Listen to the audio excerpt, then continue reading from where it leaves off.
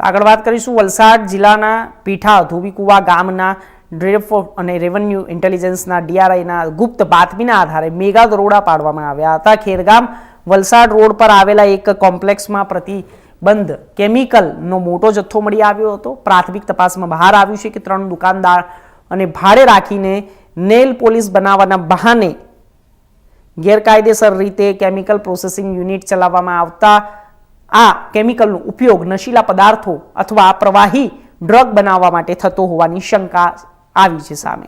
તો તેના પરથી મોટા પ્રમાણમાં પ્રવાહી કેમિકલ કન્ટેનર ઉપકરણો મળી આવ્યા છે. તપાસ દરમિયાન જાણવા મળ્યું કે કોમ્પ્લેક્સના સંચાલકે દુકાનો ભાડે આપવા માટે સ્થાનિક પોલીસની મંજૂરી લીધી નહોતી, તેમજ દુકાન ભાડે લેનાર વ્યક્તિઓના ઓળખ પુરાવા અથવા તો કાનૂની દસ્તાવેજ અને તે સાથે રાખવામાં આવ્યા ન હતા અને કેટલાક કામદારો રાત્રે મોડા સુધી ઘરે ન ફરતા તેમના પરિવારજનોએ તપાસ કરાતા ગેરકાયદેસર પ્રવૃત્તિઓનો પર્દાફાશ થયો હતો.